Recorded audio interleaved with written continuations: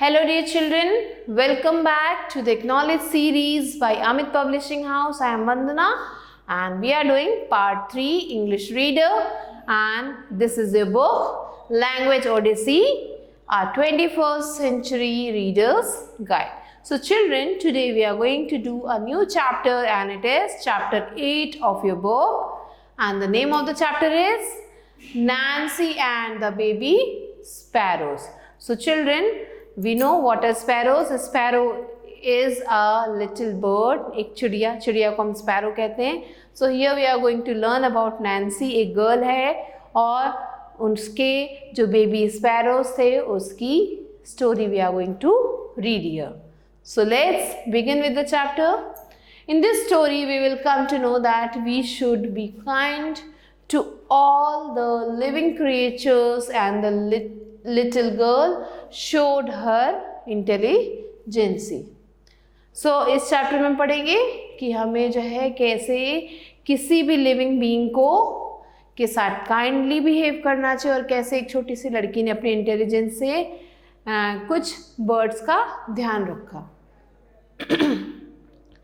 There was a great joy in Nancy's house. Nancy के घर में बहुत ज़्यादा खुशियाँ थी, सब enjoy कर रहे थे. Nancy's aunt was getting married. Nancy की जो aunt थी उनकी शादी होने वाली थी.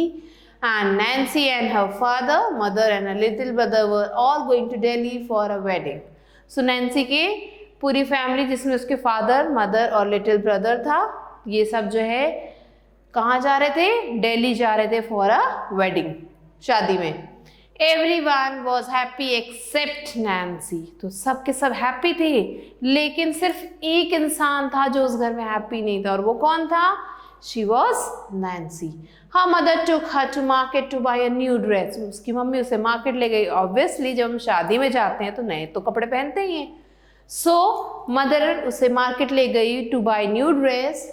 What color would you like? Mother asked. Mother ने पूछा, तुम्हें कौन सा कलर पसंद है?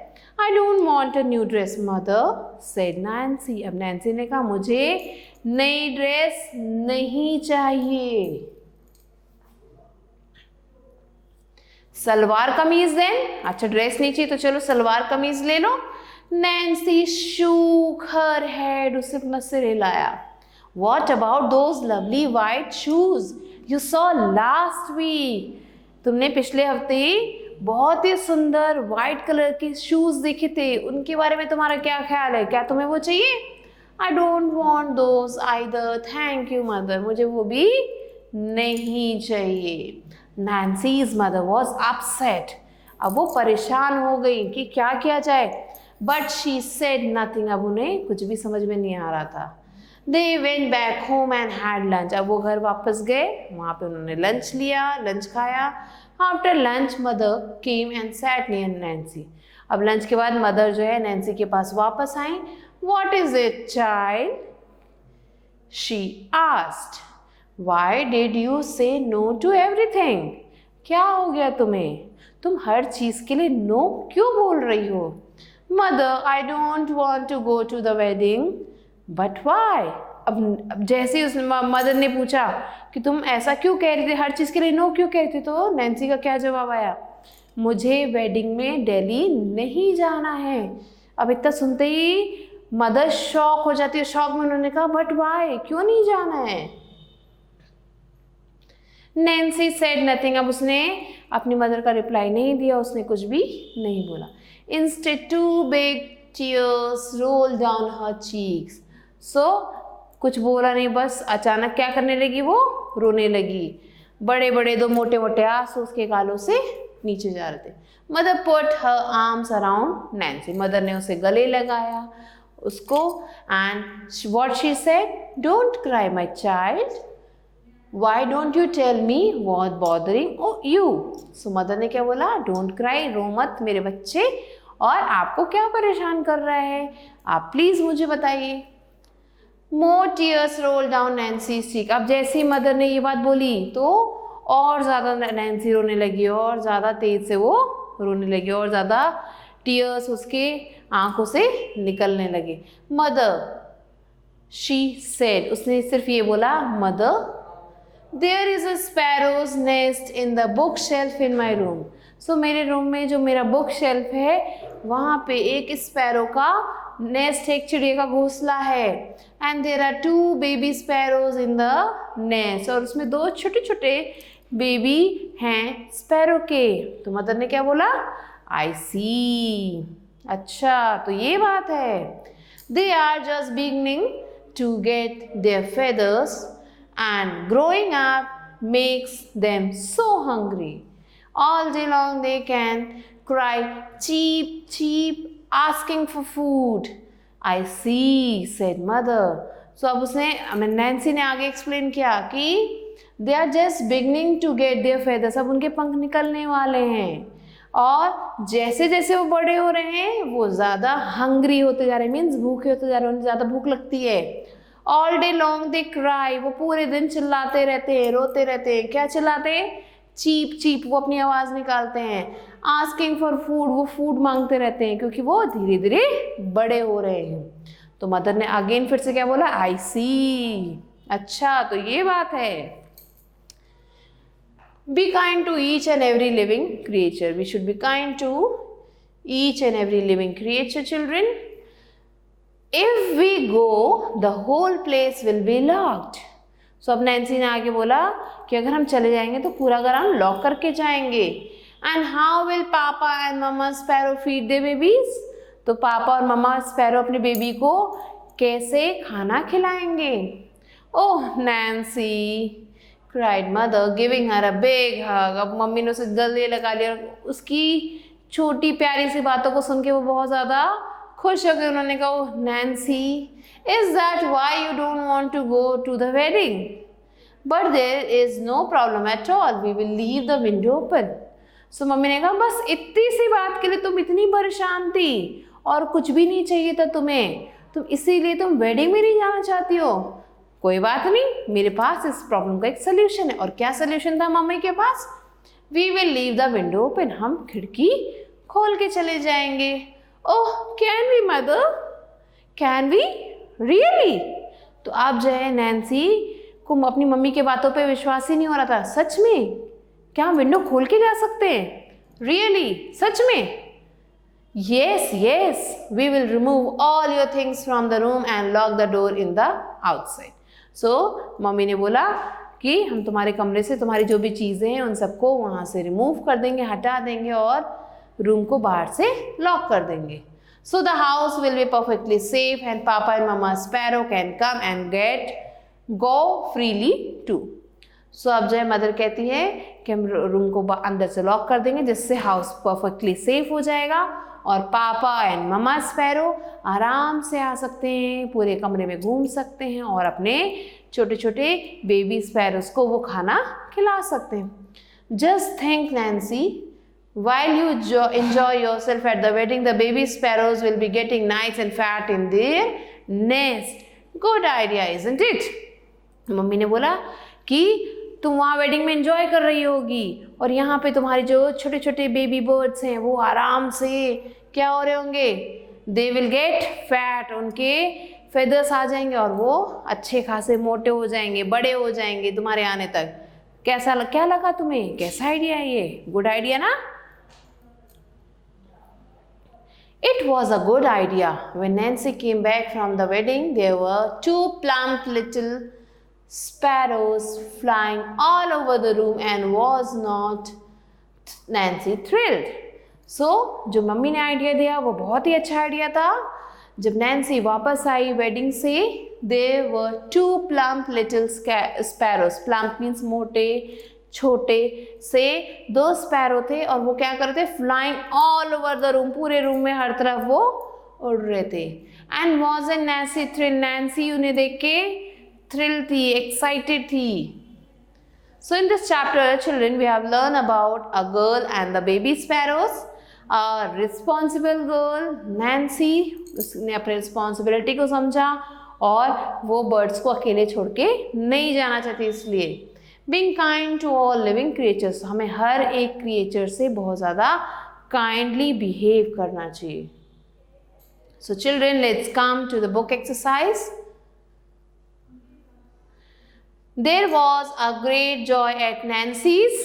Nancy के कहाँ पे बहुत ज़्यादा joy था? House. Nancy's mother was upset. क्यों upset थी? क्योंकि Nancy उदास थी. Two big tears rolled down her cheeks. उसके गालों से 2 tears बहते हुए आए. Nancy came back from the, कहाँ से वो वापस आई? From the wedding. वो wedding से वापस आ गई. Next, fill in the blanks. Nancy's aunt was getting, क्या हो रहा था नैन्सी के aunt के साथ? Yes, she was getting married.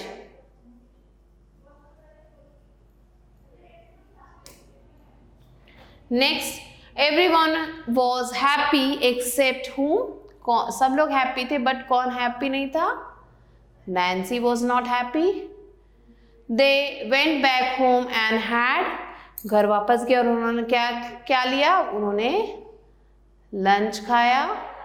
Mother put her dash around Nancy. Mother ने नैन्सी के चारों तरफ क्या किया? Mother put her arms around Nancy. More dash rolled down Nancy's cheek. उसकी चीक के से आंखों से निकल के चीक्स में क्या जा रहे थे? So tears. तो जैसे ही मदर ने उसे हक किया और ज़्यादा टीयर्स उसकी आंखों से निकलने लगी.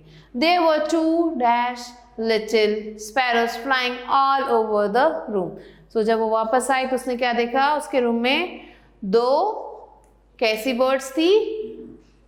प्लम्प बर्ड्स थी, लिटिल बर्ड्स थी जो पूरे रूम में घूम रही थी. So children, these are the fill in the blanks. Now, question and answers.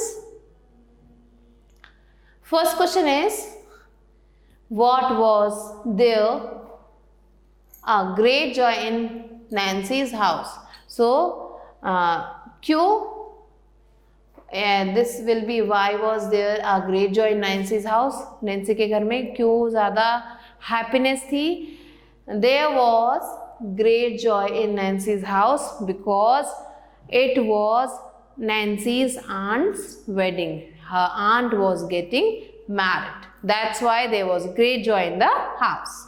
Did Nancy want to take anything for the wedding? No, Nancy did not wanted anything for the wedding. Why was Nancy upset? Nancy was upset because there were 2 small sparrow birds, small kids of sparrows in her room, and she do not want to leave them and go to the wedding. What suggestion did mother give to Nancy? So mother told Nancy that she will open the window of her room for the parents, means the daddy sparrow and the mother sparrow, can come inside and feed their young ones. So this was a suggestion given by the mother, and she also told that she will lock the room. She will empty the room, lock the room from inside and leave the window open for the daddy and the mummy sparrows. What was Nancy? Why was Nancy thrilled? So Nancy was thrilled to see those 2 small little birds flying everywhere in the room, and they were not those small sparrows anymore. They have grown plump, and they were flying everywhere in the room. So that's why Nancy was thrilled. Now children, let's come to the D exercise. Here we have to number the sentences as the story took place. Story में जो भी पहले हुआ उसे number 1 देंगे, then number 2, then number 3, and so on. We have to write down the number. So first is, I am going to read the sentences, then we are going to do the exercise. Tears rolled down Nancy's cheek. Nancy's mother took her to the market. Now 2 plump little sparrows were flying all over the room. Mother suggested an idea. Nancy's mother was upset, and mother put her arms around Nancy. So here the first one is Nancy's mother took her to the market. Mark it as 1. Next, tears rolled down Nancy's cheek.